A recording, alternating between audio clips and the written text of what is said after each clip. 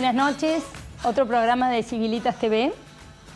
Hoy los queremos invitar a ver un poco cómo están las instituciones del país. Yo digo que hasta cuando un niño quiere jugar con sus vecinos y con sus amigos, pregunta las reglas de juego. Si no, no se mete a jugar. Necesitamos instituciones estables en el tiempo para que todos empecemos a participar de este juego de convivir en paz. Es así, ustedes saben, ya lo dijimos el martes pasado, comenzamos ya con una nueva faceta en este programa, en donde vamos a empezar ya a comentar claramente lo que venimos trabajando en Esperanza Federal, en este equipo de gente independiente que hemos convocado de distintas disciplinas, porque bueno, queremos como preparar el terreno para la discusión política electoral que vendrá el año que viene y queremos cargar un poco la agenda de discusión. Entonces queremos bajar algunos hitos. Por supuesto que a veces cuando uno baja hitos en una Argentina tan grosera, a veces uno peca a veces uno dice, es muy elemental lo que me está diciendo, división de poderes, que se respete tal cosa, y bueno, pero eso es lo que le está faltando a la Argentina. Entonces, aún a riesgo de pecar de elementales o de aburridos, vamos a repasar durante los próximos 20 programas, paso a paso, las principales ideas que creemos que necesita la Argentina para desarrollarse. Antes de esto, tenemos algo para comentar de solidaridad, ¿no? Sí. Claro. Comienza agosto y Córdoba se propone vivir el mes de la solidaridad. En este contexto, el obispo auxiliar ayer había escrito sobre la necesidad de un pacto volver a plantear el pacto social, que no es una cosa estática que queda atrás, sino es algo que tenemos que renovar, no voy a decir todos los días, pero sí anualmente o periódicamente.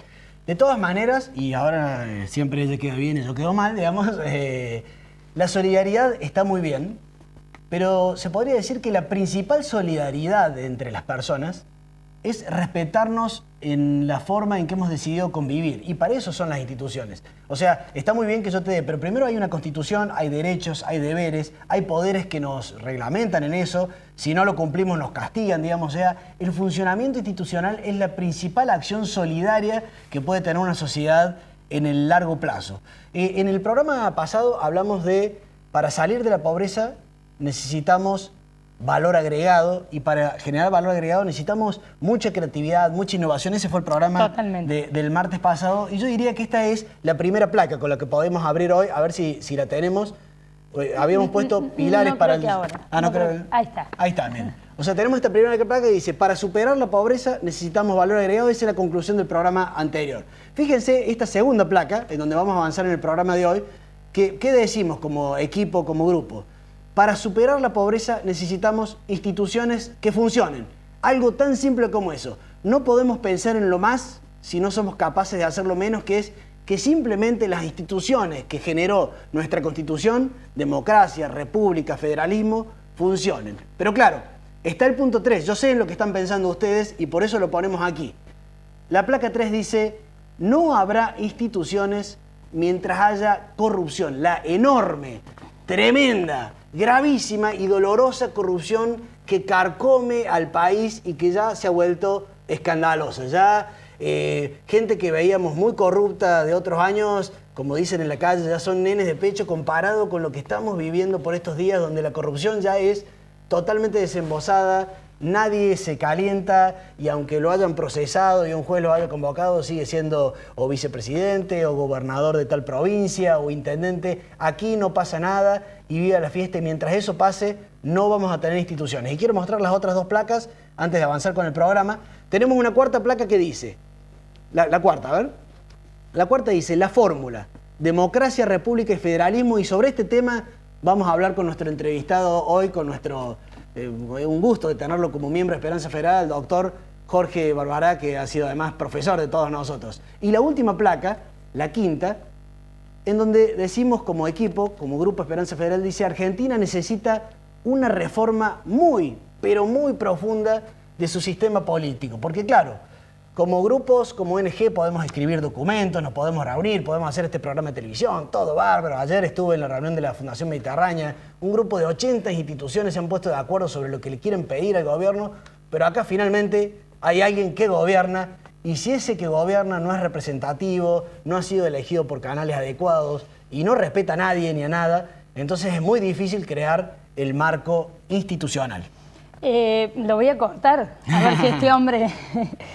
podemos continuar viendo un video del filósofo Tomás Abraham que en realidad nos remarca que es un problema la corrupción, pero es un problema peor la impunidad.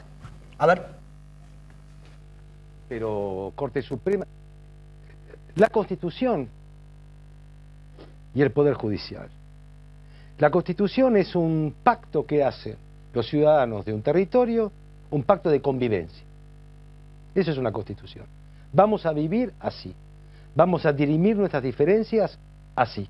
Y vamos a cumplir mandatos y leyes así. Y estos van a ser los derechos que se han de promulgar. Es el modo en que vamos a convivir. Esa es la Constitución. La Corte Suprema controla que se cumpla con la ley.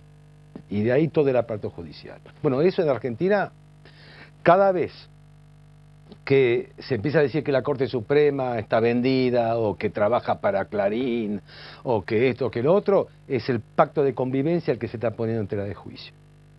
Cada vez que se quiere hacer alguna reforma penal, civil, comercial, no porque los cambios históricos exigen que códigos penales que están durante 80, 90 años, que tienen incisos, que todo está bien, que hay que ordenar. No, por intereses sectoriales, por cuestiones ideológicas, bien de pequeños grupos y demás, eso también afecta el pacto de convivencia. Lo que yo no creo, es decir, el problema de la Argentina no es la corrupción, sin duda, es la impunidad. Porque corrupción hay en todas partes. El tema central. Sí, pero impunidad no hay en todas partes. Bueno, muy bien. Una primera pincelada en la propuesta para mejorar las instituciones. Gracias, profesor, por venir. No, gracias por invitarme. Bueno, rescataría de Tomás Abraham un primer punto que es como que está en la punta, digamos, de todo este armado, que es nuestra bendita y manipulada y vapuleada Constitución, digamos. O sea, allí tenemos la ley fundamental que ha sido muy puesta en entredichos por las últimas décadas, pero en general, digamos, la democracia no se ha terminado de llevar bien con nuestra Constitución, digamos. A ver cómo podemos avanzar en una visión concreta sobre cómo fortalecer a nuestra Constitución. Por lo que acabo de escuchar, Abraham enfoca la Constitución por el lado de un armado de la convivencia social. Vale decir, lo ve desde un punto de vista más bien instrumental, una suerte de un pacto social para que todos convivamos. Hablando con precisión, ese es el objetivo, el fin del poder político. El poder político es arreglar la convivencia en un territorio atento a la pluralidad y los antagonismos que existen en toda la sociedad. Pero una constitución supone edificar un sistema jurídico sobre determinadas bases de creencias, y según pone las creencias va a ser el orden jurídico a partir del cual se va a tratar de lograr la convivencia. Nuestra Constitución Nacional abreva dentro del sistema de creencias de la libertad individual. Ese es el punto de partida. La libertad como pilar, digamos. La libertad y la libertad individual. Individual, la libertad de cada hombre. No se refiere a una libertad de un fenómeno colectivo, no se refiere a la libertad de una clase, de un grupo. Se refiere a la libertad de cada individuo. Así nace. Ciertamente que luego has tenido algunas reformas, por ejemplo en el año 57, cuando se incorporan determinados derechos sociales, o en el año 94, cuando se avanza aún más en materia de derechos sociales y algunas reformas en materia de instituciones. Pero la Constitución nuestra se edifica sobre esa base. Así la ideología es necesario, para respetar a nuestra Constitución, respetar la libertad individual, la libertad y la igualdad. Pueden haber otros sistemas que encarnen mejor, por ejemplo, el valor justicia o el valor igualdad. Se puede ser que se encarne a partir de un orden autocrático, tanto en la versión totalitaria cuanto en la versión autoritaria, un orden igualitario en donde se respete más el valor igualdad, incluso el valor justicia. A ver, el marxismo descansa en última instancia sobre el valor de justicia colectiva. Supone que en algún momento, al menos en el marxismo ortodoxo originario, se iba a producir una disolución de la sociedad, de los distintos tipos de clases sociales. La sociedad no va a ser ni necesario el Estado. Por lo tanto, de acuerdo sean las ideas, va a ser la arquitectura del orden normativo. La Constitución nuestra abreva en la protección de la persona humana, incluso en sus sucesivas reformas, y en las limitaciones al poder y el aseguramiento de que el poder va a respetar las reglas establecidas al amparo de esas ideas. Justamente lo llevo entonces al segundo punto de la visión que tenemos desde Civilitas y Esperanza Federal, y que usted la encarna también con su pensamiento. La Constitución dijo libertad individual, y dijo la mejor forma de defender esta libertad individual es con república, democracia y federalismo. Lo quiero llevar al primer punto, república, y particularmente un tema que usted que trabaja también, que es esta división de poderes que pensó los constitucionalistas y pensaron los politólogos y los filósofos para que justamente haya control y se respete esta libertad. ¿Qué nos está pasando? La división de poderes, de acuerdo a la mirada de la Constitución, es una mirada también desde el punto de vista del liberalismo político. Cuando hablo del liberalismo político me estoy refiriendo a los filósofos, particularmente a partir del siglo XVII, XVIII y XIX. Porque nuestro querido Alberti, digamos. Alberti que lo toma, pero particularmente la división de poderes tiene anclaje en Locke en el año 1690 y particularmente en Montesquieu en el año 1748. Pero ahí aparece la división de poderes para tutelar la libertad, siempre la libertad individual. Esto no significa que haya que postergar al prójimo, no significa que haya que olvidarse del valor igualdad. Ya nuestro Mariano Moreno decía, si queremos dar vigencia al valor libertad es necesario respetar el sagrado dogma de la igualdad. Pero no hay que olvidarse de la libertad. Si uno toma la división de poderes, no desde el punto de vista de que debe respetarse la libertad de cada persona, y la libertad en el sentido también de igualdad concomitante a la igualdad, la división de poderes aparece solamente como una expresión de la división de trabajo social y puede encarnar una suerte de bien general o bien común que es superior al bien individual. Claro. El bien común debe entenderse siempre como que es un bien susceptible de satisfacer el bien de los individuos, de todos los individuos. Cuando Tomás, por ejemplo, Santo Tomás habla del bien común, está pensando en la satisfacción de las necesidades espirituales y de las necesidades materiales de cada persona. El cristianismo se vertebra a través del hombre, de cada hombre. De manera que, en definitiva, cuando se habla de división de poderes, se habla de un sistema de contrapesos tal que queda protegido el sistema amplio de libertades del hombre, de expresión, de propiedad, la libertad de transitar por un territorio y fijar domicilio. Sí, yo allí ilustro, para ir a la siguiente pregunta, que en realidad hay gente que cree que esta división de poderes, supongo así, dice, bueno, el Congreso es la representación del pueblo, entonces puede decidir lo que quiera. Dice, no, o sea, esta división de poderes, en base a una Constitución que defiende la libertad individual, o sea, ese Congreso está justamente para hacer contrapeso con los otros poderes, para que finalmente no nos roben vía impuestos, vía expropiaciones, no nos roben la libertad, digamos. O sea, lo estoy contraponiendo con el día de hoy, en donde hay mucha gente que cree que por la democracia vale todo, digamos, pero no, justamente el golpe entre democracia y república, ahí es donde no se nos van las libertades individuales, para decirlo de alguna manera. Por supuesto, se supone que el Congreso debe ser una especie de dique, pero en verdad, desde hace mucho tiempo, a lo largo del siglo XX, se ha producido un desplazamiento de poder hacia el Poder Ejecutivo. De manera que el Congreso interesa actualmente en cuanto órgano de control.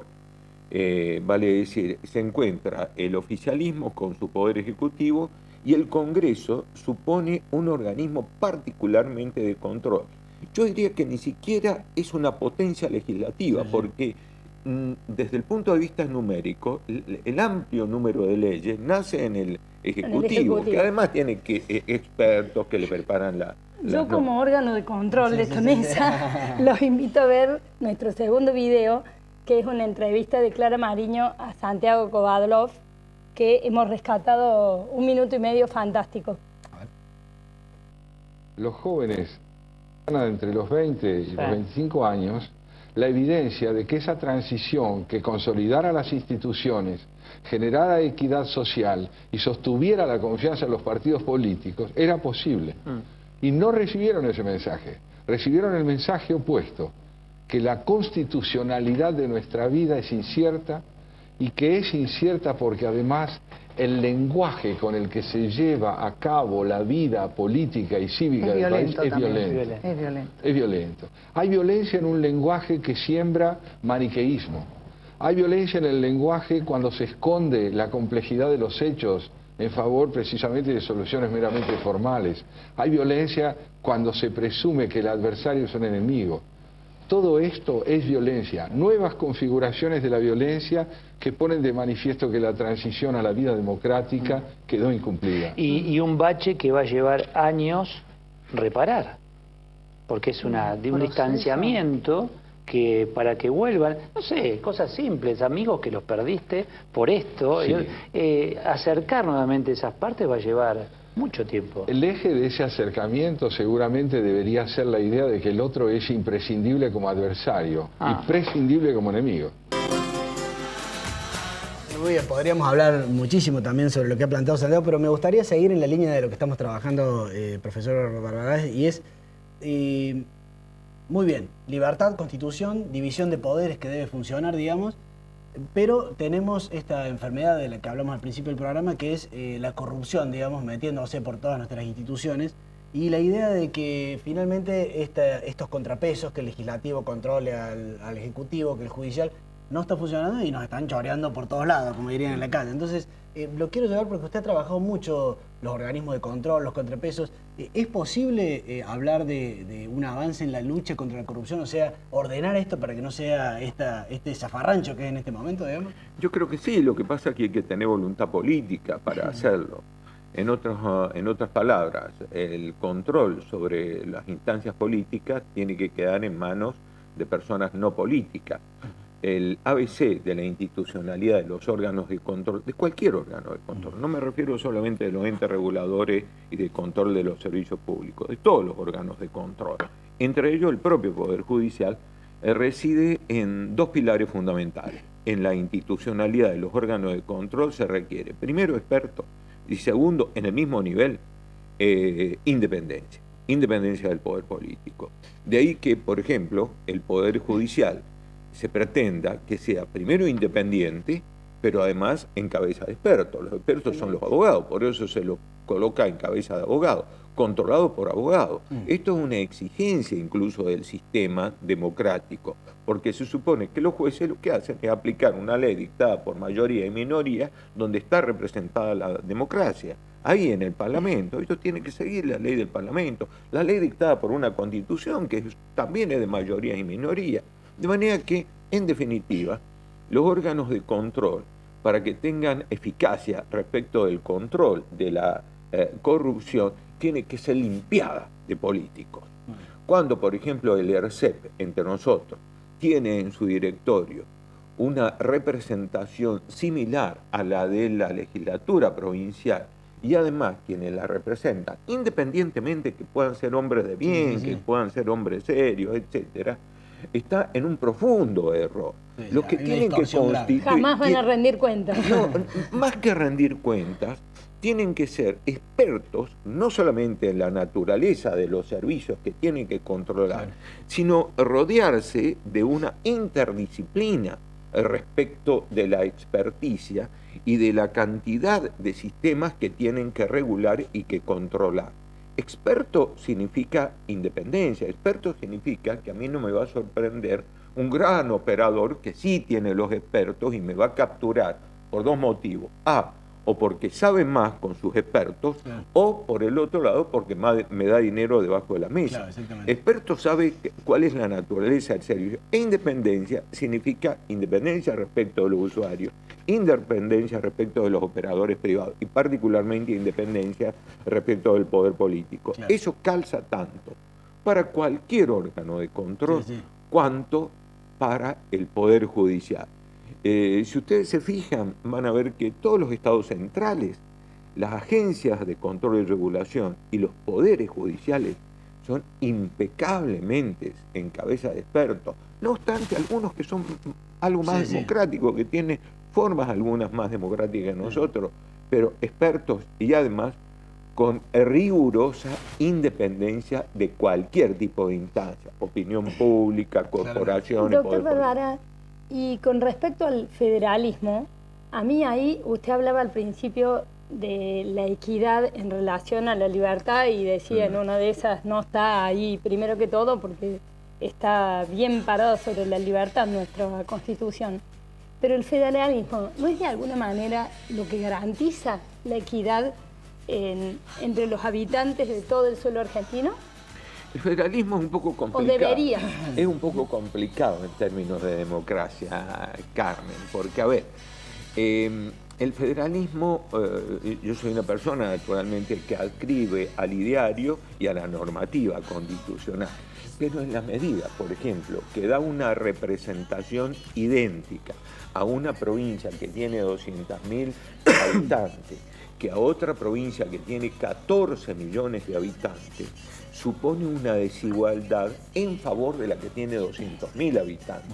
Y ese es un componente no precisamente democrático. Equitativo. El Senado, entonces, no tiene un componente de igualdad democrática. La democracia no se articula tanto en base al fenómeno de la libertad. La democracia se articula más bien en base al fenómeno de la igualdad. De ahí que haya que compatibilizar el ideario de una constitución que protege la libertad individual y llevarla al campo en donde la exigencia de la democracia, que no es exactamente lo mismo que un orden republicano, exige igualdad. Y aunque no tengamos la ley actualizado... A ver, yo creo que el federalismo es un sistema absolutamente imprescindible, no solamente por imperativo histórico, sino por imperativo cultural y porque es constitutivo de la nación argentina. Si uno borra el federalismo de la República Argentina, borra la República Argentina, claro. Incluso borra la Constitución Nacional. Gracias, profesor, por haber venido. Muchísimas gracias. Bueno, como verán, estamos repasando temas que pueden sonar elementales, pero esto es lo que hace falta. Yo voy a decir una cosa que pensamos en Civilitas de Esperanza Federal. Si solamente tuviéramos que hacer una sola cosa, que eso nunca sucede en política, esto es lo que hay que hacer. O sea, empezar por volver a fortalecer la institucionalidad de la Argentina es la solución a muchísimos males, muchísimas distorsiones, muchísimas corrupciones. Realmente, a veces uno deja para el último lo que realmente tiene que poner primero. Pero claro, tenemos problemas porque, como dijimos al principio del programa, en la punta de la institucionalidad está la política con su dinámica. Y aquí la última reflexión de Vargas Llosa, que dice una cosa muy interesante que nos va a dar pie a las conclusiones finales. A ver qué dice Vargas Llosa. Me refiero a que cada vez la política es mucho más un espectáculo que un debate de ideas, que un cotejo de principios o de propuestas. Algo que la política llegó a hacerlo en un tiempo, sobre todo, digamos, en los países más cultos, en los países más democráticos.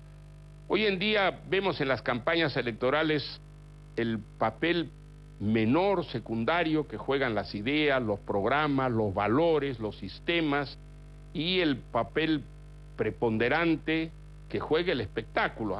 No son los pensadores, sino los creativos de la publicidad los que determinan el éxito o el fracaso de las campañas electorales, las cantidades enormes de dinero que se invierten en ellas. No digo que estén desapareciendo enteramente las ideas, afortunadamente no. Hay países además donde todavía este proceso es menos pronunciado que en otros, pero creo que en general la política se está volviendo también, al igual que las artes, un espectáculo. Y en ese espectáculo, pues no es el que piensa mejor, el que trae propuestas más persuasivas, sino muchas veces el mejor actor o el mejor histrión o el mejor payaso, el que conquista a las multitudes. Contra eso debería defendernos la cultura, a condición de que la cultura no sea también un puro espectáculo, y en lugar de defendernos contra esa, digamos, trivialización de la política, contribuye a ella, ¿no?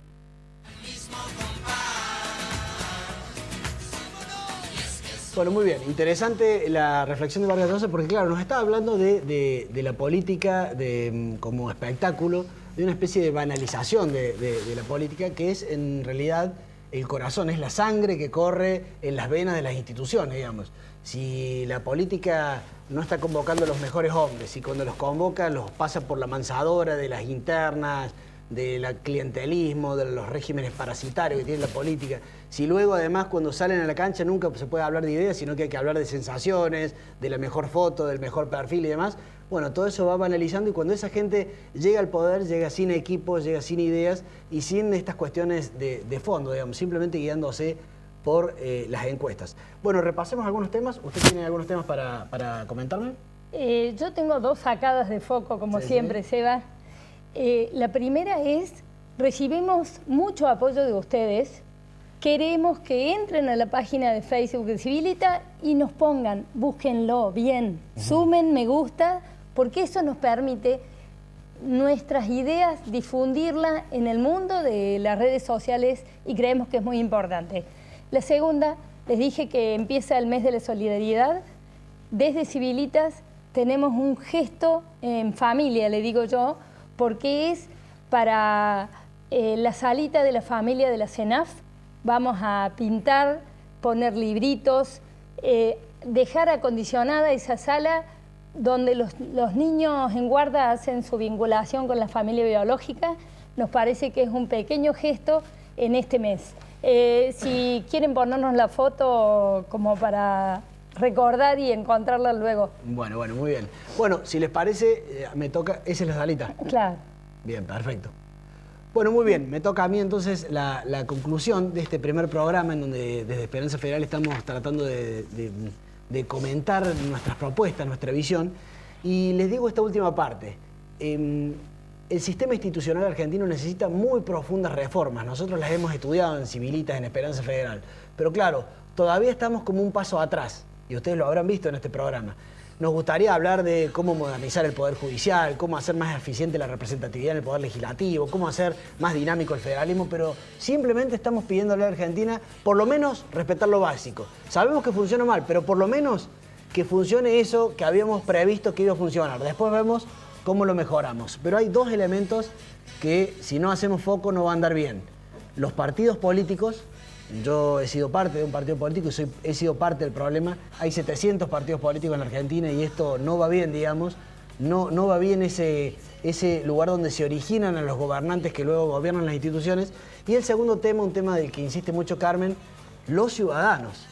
¿Para qué sirven las instituciones si los ciudadanos miramos por otro lado? Si nosotros mismos cuando nos podemos corromper, también nos corrompemos. Y si en realidad no nos importa nada y simplemente papas fritas y good show. O sea, partidos políticos y ciudadanía son las dos pinzas que pueden terminar de corregir nuestras distorsiones institucionales.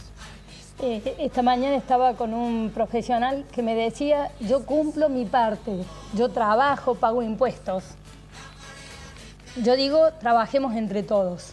El próximo martes vamos a hacer nuestro segundo pilar del desarrollo y vamos a hablar de qué tipo de economía necesita la Argentina. Y no vamos a decir nada nuevo, también vamos a ser bastante elementales, pero vamos a revisar, volver a aquellos principios que hicieron de Argentina un país muy desarrollado. Nos volvemos a encontrar entonces el martes que viene. Chao.